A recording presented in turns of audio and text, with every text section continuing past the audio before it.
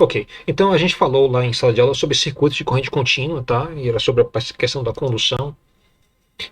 Você viu esse slide já antes? Me diga aí, revele. Não, não vi esse Pronto. slide, não. Então, E eu vi todas as aulas. pronto. Então, Ou eu deixei de ver alguma? não, não viu não. É Acho que porque não. eu estou inseguro de onde a gente parou exatamente. Porque a gente fez Ah, algumas aulas sim. presenciais, a gente não gravou. Aí você não fica com histórico, né? Ah, foi mesmo. Muito bem. Verdade. Ok. Onde estamos? Localizando o assunto, tá?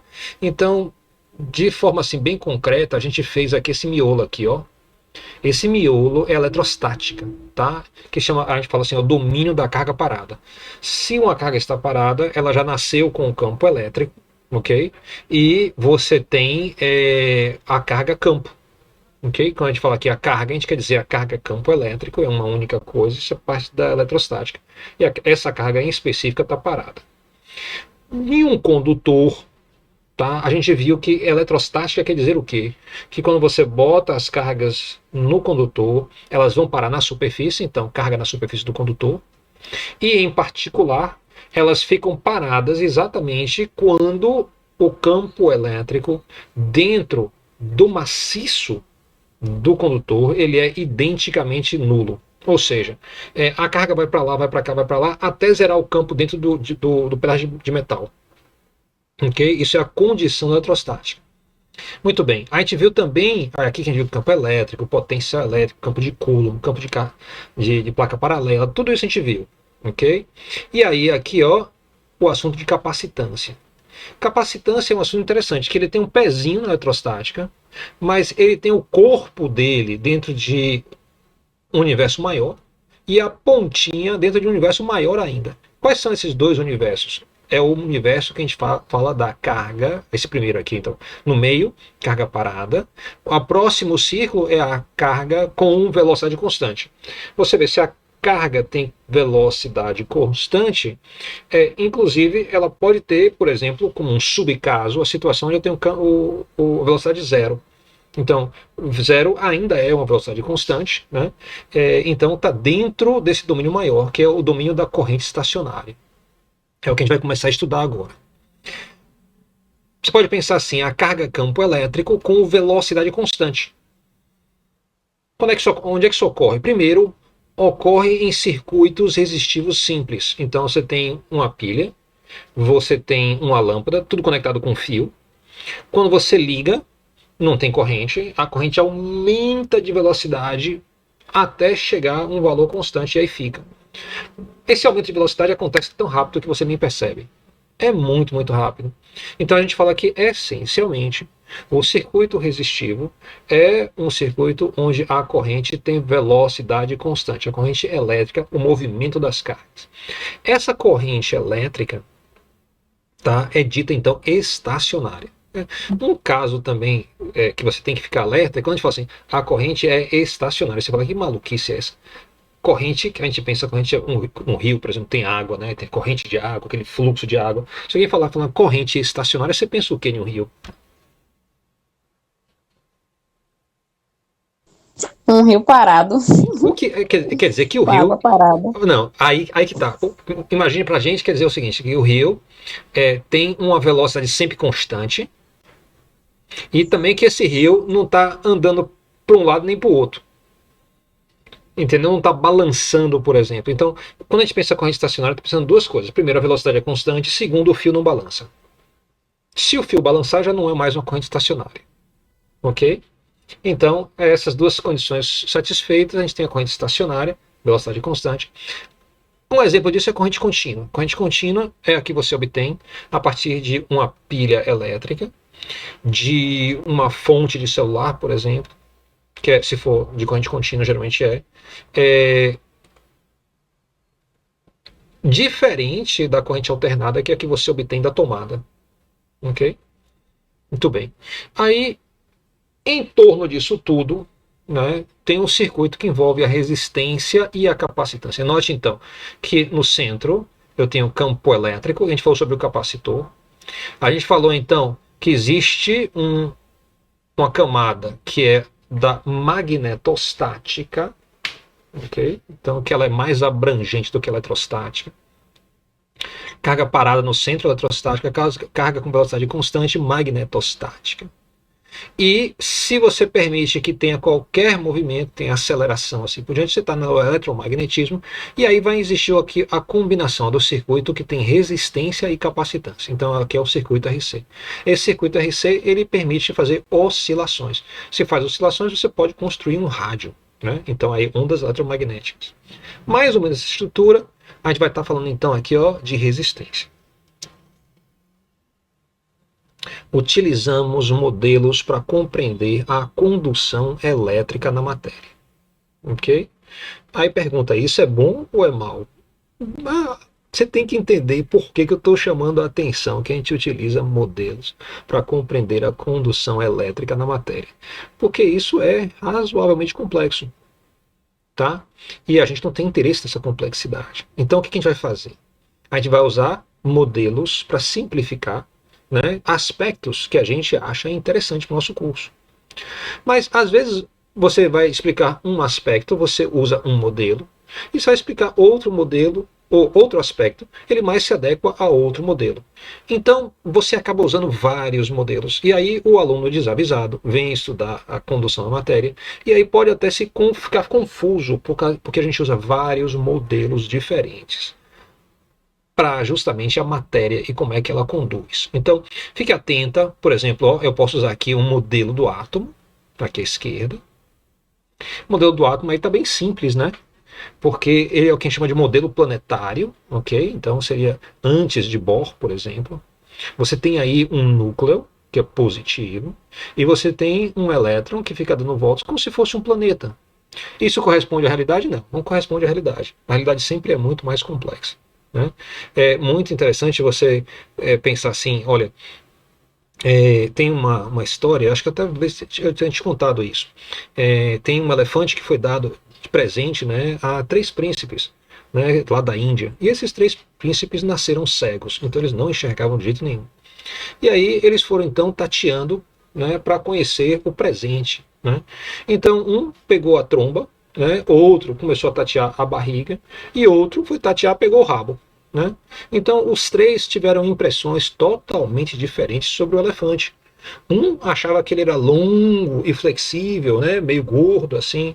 O outro já achava que ele era imenso, arredondado. Né? E o terceiro achava que ele era um espetinho cabeludo. Então, cada um tinha uma visão diferente porque estava olhando um pequeno pedaço, né, da realidade, não a realidade como um todo. De fato, a ciência é assim, a gente não consegue olhar a realidade como um todo, a gente consegue olhar pequenas partes da realidade.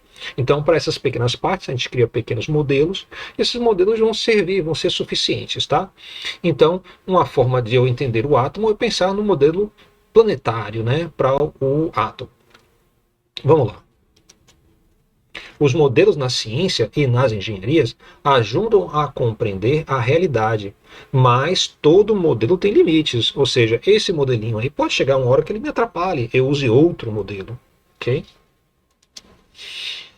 O modelo exato é o próprio sistema de estudo. Então, isso é uma coisa que eu acho muito interessante. Os indianos também têm outra história que eu sou apaixonado por essa história, que eles falam sobre a questão da realidade, né? O que é a realidade? Então, eles dizem assim, a gente só consegue enxergar a realidade através do véu de Shiva, que seria uma deusa lá deles, né? Então, você pode imaginar assim, que você tem uma cadeira e você joga um pano por cima, e você vai tateando para tentar conhecer a cadeira. Mas só que quando você abaixa o pano em uma região para poder fazer a silhueta da cadeira naquela região, né?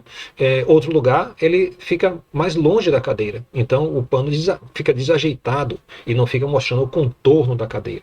Então você pode ir apertando em um lugar, mas você desaperta em outro. Quando você vai apertar no outro, você desaperta no lugar que você estava olhando originalmente. Então a realidade é mais ou menos assim. A realidade está por trás de um véu. Quando eu conseguir enxergar uma parte bem, geralmente a outra parte já ficou fora de foco. Quando eu vou enxergar a outra parte, aquela parte fica lá. Um único sistema que é totalmente fiel é a própria realidade. Mas aí eu não tenho um modelo para a própria realidade, que a realidade é muito grande, muito vasta, né, muito complexa, muito cheia de detalhes, coisas que eu não conheço ainda. Muito bem, então a gente vai estar usando vários modelos aqui. Eu vou tentar sinalizar para você quando eu ficar trocando de um modelo para outro. Ok? Então tá aí, vou falar sobre o movimento de cargas em um não condutor. Então pense aí uma borracha, tá? Uma borracha é composta de várias moléculas, tá? Eu estou simplificando aqui, pensando como se fossem vários átomos lado a lado. Ok? Então, você vê aqui, ó, um átomo, modelo planetário, né? Outro átomo, um atrás do outro, formando uma rede, né? Você tem uma certa rede aí formando pelos átomos. Então, se você imagina o que está acontecendo, você vê aí então os elétrons dando volta, cada um elétron dando volta no seu átomo. Então, esse é meu pensamento aí sobre o dialético. O que é interessante é observar que os elétrons estão presos aos seus átomos, não ficam passeando pela estrutura toda, ficam contidos naquela região onde eles se encontram, onde está o átomo de origem dele. Elétrons fortemente presos aos átomos e moléculas. Agora pense aí no átomo, tá? Veja como eu simplifiquei na transparência anterior também. Um átomo, na verdade, ele tem várias camadas. Então eu botei um elétron só, claro que eu não estava pensando em hidrogênio ali, né? Eu botei só simbolicamente o elétron da camada externa. Então eu poderia estar falando ali de uma estrutura onde você tem um átomo, por exemplo, se fosse um metal, não é lá é um dielétrico, né? Um isolante que eu mostrei. E se eu pensasse em um metal, eu poderia pensar em um metal de potássio, símbolo K. Ele tem várias eletrosferas, né? Mas note que ele tem um único elétron na camada externa. Então eu poderia usar o mesmo sistema planetário, onde eu não mostraria os elétrons que estão fortemente presos ao átomo, exceto o último elétron, esse aqui, que está sozinho em uma eletrosfera vazia. Isso já indica para a gente, especialmente por ser um metal, que esse elétron é fracamente preso ao átomo, ele pode ser arrancado muito facilmente. Né? Então, um modelo de átomo de várias camadas, note que eu passei de modelo planetário para um átomo parecer ser o de hidrogênio, mas agora eu já estou dizendo, olha, não, este modelo que eu estou usando também pode ser pensado como sendo um átomo com várias camadas, né? Várias eletrosferas. Cada camada com várias subcamadas. As subcamadas fecham ao completar um número mínimo de elétrons. Né? Então, a camada S tem 2 elétrons, a camada P tem 6 elétrons, elas vão fechando assim sucessivamente. Quando fecha, quer dizer que os elétrons estão fortemente presos, não saem dali mais para nada, só em situações muito extremas. Nos metais, elétrons da subcamada externa são facilmente doados. Então, preste atenção aqui, porque isso vai impactar o que acontece em um sólido. Vamos ver. Ok? Então eu vou estar usando esse modelo planetário para representar o meu átomo de potássio, onde esse elétron agora é o elétron que está na última camada, né? E todas as outras camadas não aparecem no meu modelo planetário porque elas estão fechadas. Muito bem. E eu posso rapidamente passar para um modelo de nuvem eletrônica, ou seja, eu tenho um elétron que dá voltas aqui, tá? Mas como eu falei a vocês, com você, o mundo, né, a realidade é como se fosse alguma coisa atrás do véu de Shiva. Um dos detalhes da realidade, da nossa realidade, isso é meio que uma chatice, né? Toda vez que você, para uma coisa muito pequena do tamanho do elétron, sabe a sua posição com muita exatidão, você perde noção da sua velocidade. E quando você sabe a sua velocidade com muita exatidão, você perde noção da sua posição. Né? Então, os físicos driblaram esse problema, dizendo assim, olha, os elétrons, na verdade, são como se fosse um borrão, não tem posição nem velocidade muito definida, eles estão dentro de uma nuvem eletrônica. Então, eu tenho uma nuvem, isso quer dizer um único elétron esparramado por uma região de espaço, tá? É como se fosse um borrão, né? Então, eu agora tenho meu modelo, né, que era planetário, que agora é uma nuvem eletrônica que tem uma eletrosfera. Se eu tiro um elétron, né, essa região do espaço fica neutra. né? Quer dizer, eu tiro o elétron, ela vai ficar positiva, né? Então eu tinha o potássio, tem um número atômico alto, né? Se eu tiro o último elétron daqui da parte externa, ele era neutro, ele vai ficar então ionizado. Então eu vou ter um íon, eu vou botar o símbolo aqui, mais um. Então eu tirei a minha nuvem eletrônica, é a mesma coisa que eu tirar o elétron. Bem, agora pense aí que você tem aí agora uma rede, né? Uma estrutura de átomos dentro de um objeto condutor, ou seja, eu tenho íons, ou íons não, desculpe, átomos, né, de um material dentre os metais, né? Então pode ser, por exemplo, potássio, inclusive. O movimento de cargas em um condutor, tá? A camada externa é compartilhada com outros átomos, né? Então, a gente vai ver agora a ideia da banda de condução também. Note aqui uma coisa interessante em relação à imagem anterior, né? Eu tenho então meus elétrons, eles formam um borrão. Agora note que é um toque entre uma eletrosfera e outra para todos os átomos, né? Eu estou simbolizando aqui então que essa nuvem eletrônica não é como se fosse várias nuvens eletrônicas, é como se fosse uma única grande nuvem toda conectada, ok? Então, para mostrar isso, para ficar mais óbvio, eu peguei a última eletrosfera e conectei ela toda. Então, agora, o meu material metálico, ele tem uma rede de átomos, e aí as camadas externas de todos esses átomos formam uma única grande nuvem eletrônica do tamanho do objeto. Então você pode imaginar aí, se você quiser imaginar, como é que se encontra o meu material metálico, ele é como se fosse um mar de elétrons. Quando eu falo um mar de elétrons, eu quero literalmente dizer um mar, porque o mar para a gente é uma coisa muito grande. Né? Então, se eu pensar assim nas moléculas de água que tem no mar, tem muita molécula. Então, quando eu falo uma nuvem eletrônica que forma um mar de elétrons livres, né? Então é porque eu estou dizendo assim, tem muitos elétrons livres, tá? Então note que a eletrosfera externa é unificada.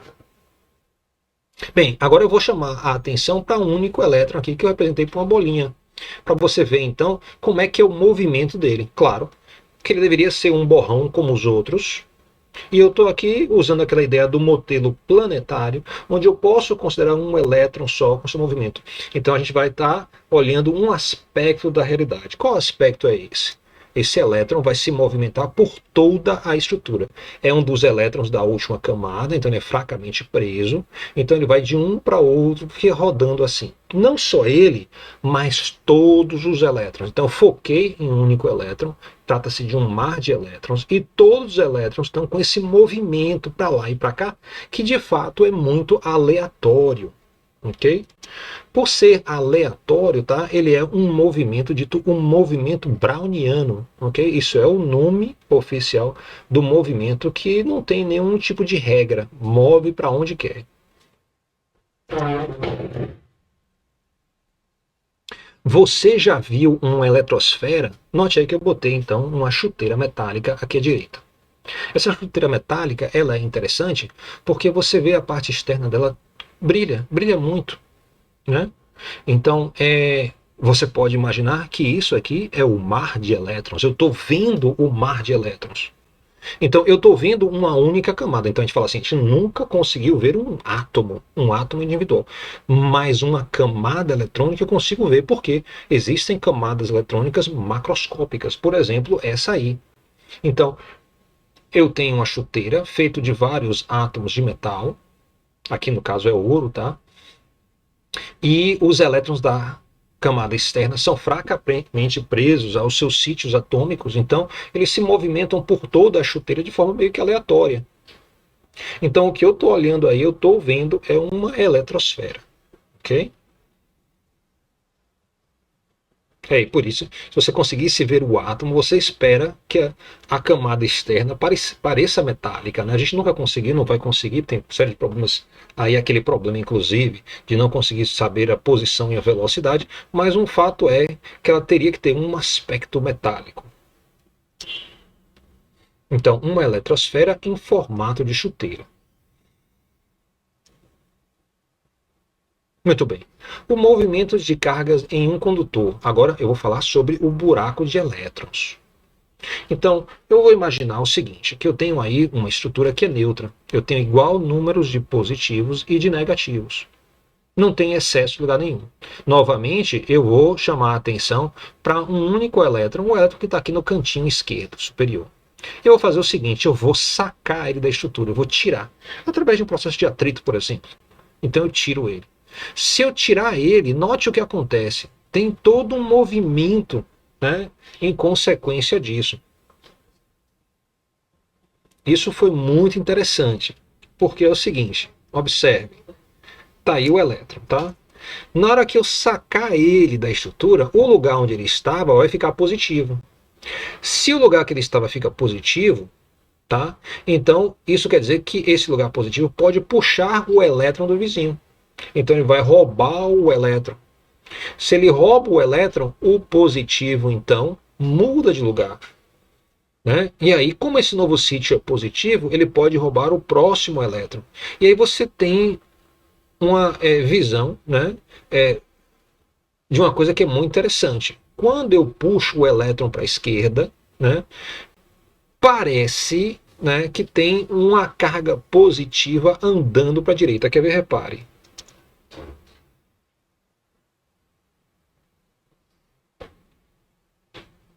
Todo lugar que fica faltando um elétron, tá? A gente diz que ali existe então uma falta de elétron e a região é levemente positiva. É o que aconteceu aqui na direita. A falta do elétron aqui faz com que eu enxergue um positivo que vem do núcleo, né? Mas o núcleo ele está fixo. O que se movimenta é a falta do elétron e nós chamamos isso talvez de buraco de elétron.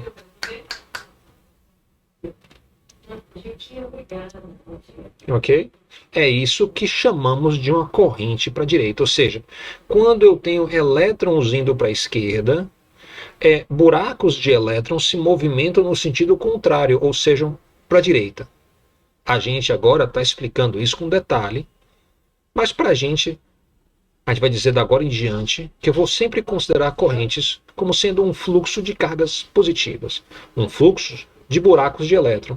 Mas como eu já falei hoje sobre buracos de elétron, eu não vou mais repetir isso. Eu vou simplesmente falar sobre o movimento de cargas positivas. Ana, você caiu? Eu caí agora e agora. Tá. Voltei agora. Tá, Caí mas você na mesma hora. tá bom, tranquilo. Então é isso aí, tá? Então, sempre que eu falar assim de elétrons indo para a esquerda, entenda uma corrente positiva indo para a direita. Na verdade, eu vou abandonar a conversa sobre elétrons. Isso é usual. Quando a gente estuda o magnetismo, né, as correntes estacionárias, né, a gente só vai falar de um movimento de cargas positivas.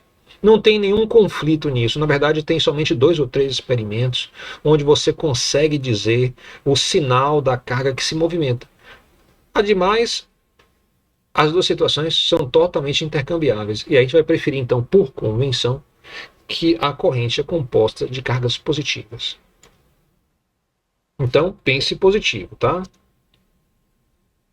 Muito bem. Um objeto condutor neutro. Imagine aí, então, que eu tenho um objeto metálico, tá? E existe, então, um mar de elétrons aqui, tá? Você tem igual número de elétrons como você tem de prótons, então o objeto, como um todo, ele é neutro. Se você está na eletrostática, essas cargas vão se movimentar de tal forma que o campo elétrico na parte interna é nulo. Então, essa maciça nuvem eletrônica, ela vai se moldar tal que sempre seja verdadeiro, que o campo elétrico seja zero na parte interna. Se ele é zero na parte interna, ele também é zero na parte externa. Agora, vamos colocar um campo elétrico de origem externa. Então, imagine aqui que à esquerda eu tenho cargas positivas, porque as linhas de campo nascem nas cargas positivas, e à direita eu tenho cargas negativas, porque elas morrem nas cargas negativas. E vamos ver o que acontece com esse objeto metálico na parte, né, que está ali no meio, dentro desse campo elétrico. Então, automaticamente, o objeto vai polarizar. Ou seja, se você pensa em uma densidade superficial de carga, o lado esquerdo vai ficar mais negativo e o lado direito vai ficar mais positivo. Então a gente diz que o objeto polarizou dentro do campo elétrico externo. Mas nós sabemos, né, que se um lado é mais positivo e outro é mais negativo, vai haver um campo elétrico de reação, né? Um campo elétrico interno. Então, ó, vão aparecer linhas que saem dos positivos que foram polarizados e vão morrer nos negativos do outro lado. Note então que eu tenho um campo elétrico externo, a linha azul para a direita, e eu vou ter um campo elétrico interno para a esquerda. A soma desses dois campos faz com que o campo elétrico na parte interna volte rapidamente a ser zero novamente. Ou seja, antes de eu botar o campo elétrico externo, o campo elétrico interno era nulo, e depois que eu coloco o campo elétrico externo, ele volta a ser nulo novamente. Agora, imagine o seguinte, que eu, através de um processo mecânico, tá, que eu retire uma carga da direita aqui. Então tem uma mãozinha simbólica aí que vai arrancar uma carga, tá, do objeto e vai colocá-la do outro lado. Note que rapidamente essa carga é empurrada pelo campo elétrico e volta para a direita, para manter esse campo elétrico zero na parte interna. Novamente, eu saco a carga, boto aqui, boto de volta do outro lado, ela atravessa o objeto metálico e já está pronta para ser sacada do outro lado novamente. Eu posso ficar repetindo esse processo. Se eu continuar a repetir esse processo, eu vou formar o que chamam uma corrente elétrica dentro do objeto metálico.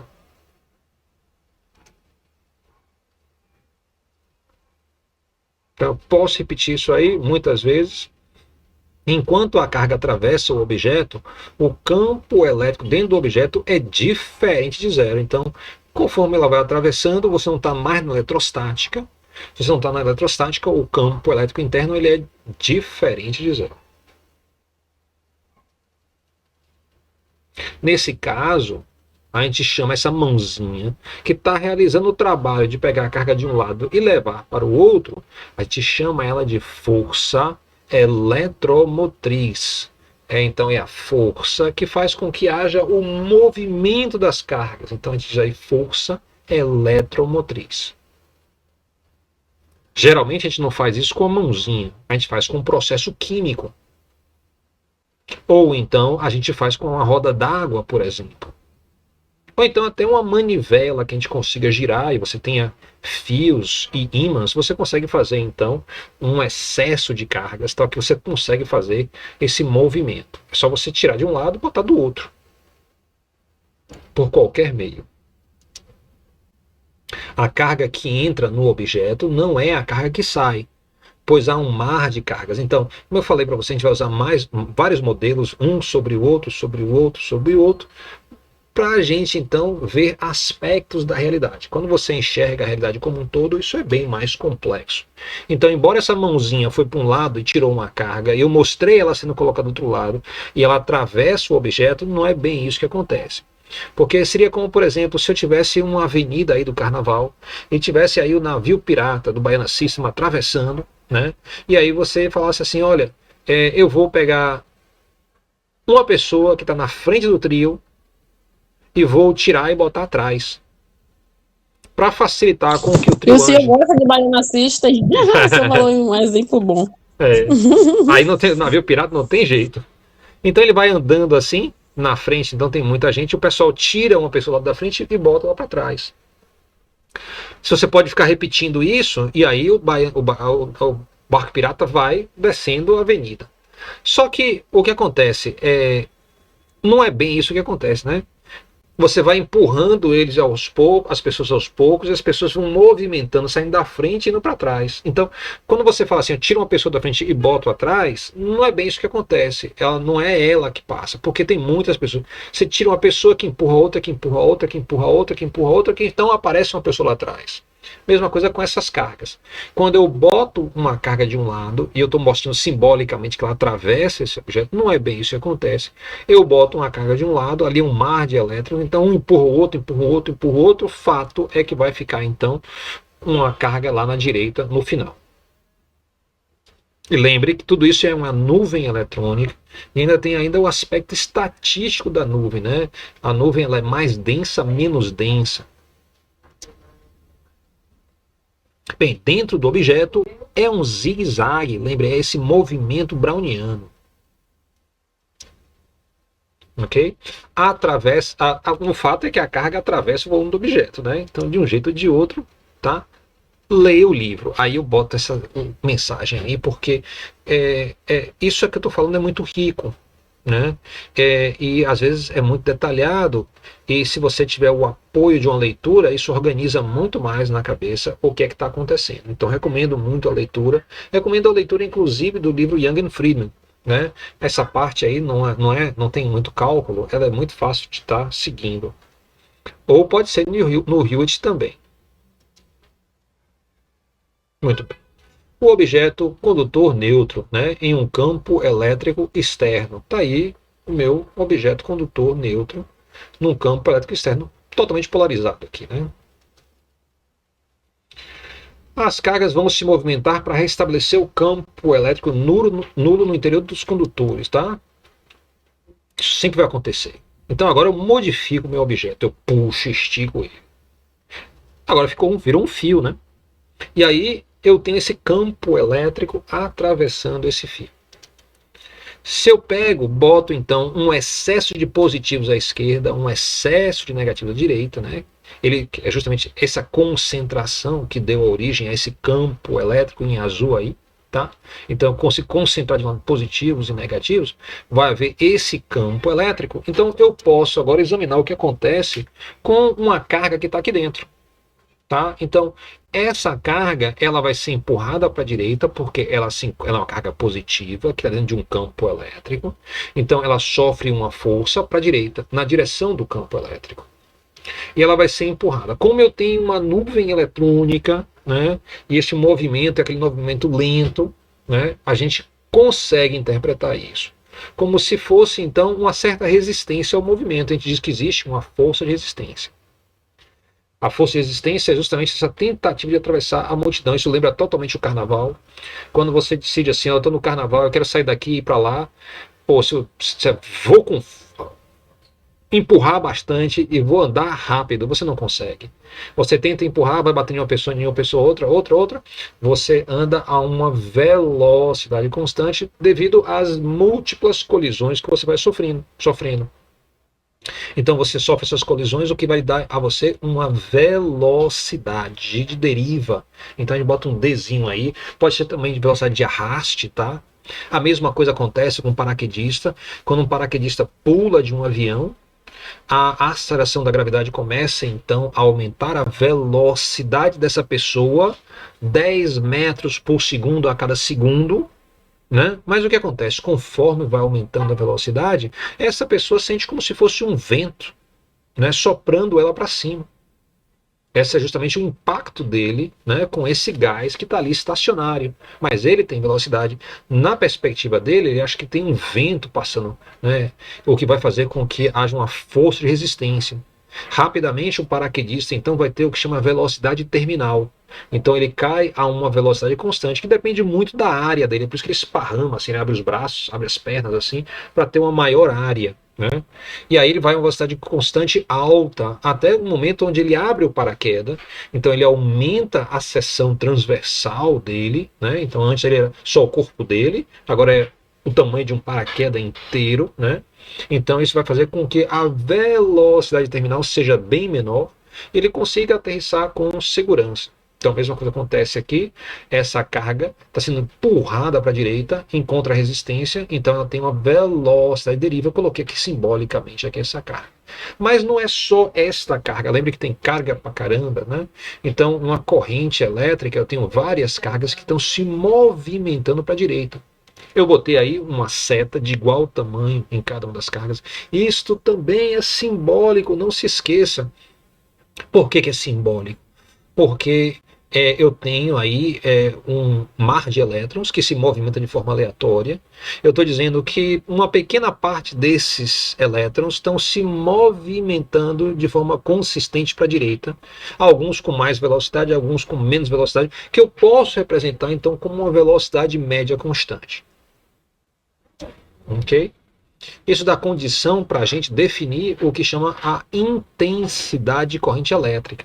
Ou seja, eu vou ter uma certa quantidade de cargas que passa por esse ponto aqui em um certo determinado tempo. Então a gente vai falar ΔQ sobre ΔT, vai lhe dar a corrente. Essa é a nossa definição da intensidade da corrente. Daí o uso do I.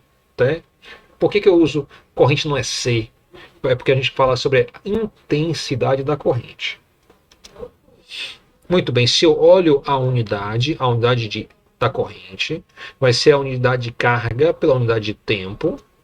A unidade da carga é coulomb, a unidade do tempo é segundo, e isso recebe o apelido no sistema internacional de unidades como sendo o ampere. Está aqui então o A, tá? Ou a gente chama ampere ou ampere, né? Então ampere, pronúncia francesa. Muito bem. Então, tá aí o meu fio com uma certa quantidade de cargas. E aí eu imagino o seguinte, dois pontos aqui, um ponto A e um ponto B no fio. Eu vou dizer que a área da seção transversal é esse A com duas barras aqui, ó, tá vendo? Um A barrado, tá? Então isso aqui é esta área, ou seja, se eu cortasse o fio a 90 graus do seu eixo e eu calculasse a área, ou medisse aquela área ali, né, então eu teria justamente essa seção transversal. Então, em um certo tempo ΔT, passa uma corrente aqui, tá? E vai em direção a B. Bem, é verdade o seguinte, ó, se a corrente é ΔQ sobre ΔT, quando passar um tempo ΔT, tá? A quantidade de corrente aqui entre A e B vai ser justamente nosso ΔQ.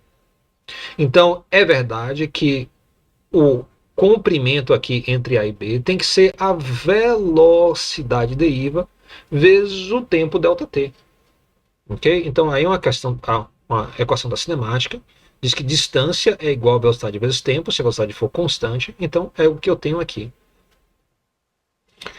Muito bem, isso é interessante porque eu posso dizer então que entre A e B eu tenho esse ΔQ, vai ser um certo número vezes a carga do elétron. Esse número é o número de elétrons livres que são capazes de ser os portadores da corrente elétrica. Então, a gente chama eles que são, esses elétrons são os portadores de corrente, ok? Ou portadores de carga, tá? Então, eles estão movimentando essa carga. Isso só quer dizer o seguinte, é lembrar que esse delta aqui, quando eu falo que é N vezes o número de elétrons, não é todos os elétrons que tem dentro do material metálico nesse trecho. Porque lembre que eu estou fazendo o quê? Estou injetando cargas de um lado e tirando cargas do outro. Então é justamente estas cargas que eu estou injetando e estou botando de um lado e tirando do outro que representam esse delta aqui. O mar de elétrons está ali por baixo. Okay? Então eu não estou contando eles.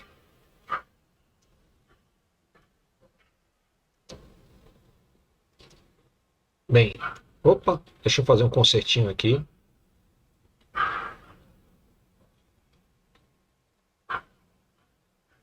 Estamos de volta. Muito bem. Então, se eu olho a unidade do produto entre ΔQ e a velocidade deriva, olha o que acontece, olha que interessante. Então, lembre, colchete quadrado quer dizer unidade D, tá? ΔQ é carga, velocidade é velocidade deriva ou de arraste. Carga é coulomb, velocidade é metros por segundo. Agora, olha que barato, unidade aqui, tá?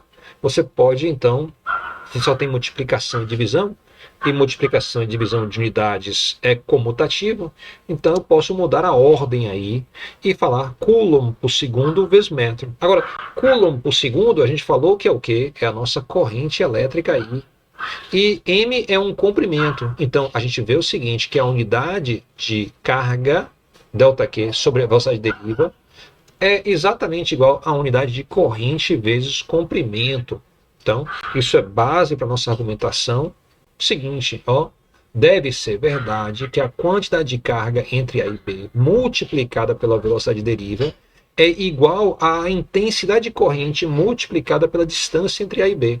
Trocando em miúdos, a gente está dizendo o seguinte, olha, a quantidade de cargas que está aqui entre A e B indo para a direita, tá, é justamente a corrente atravessando aqui essa distância.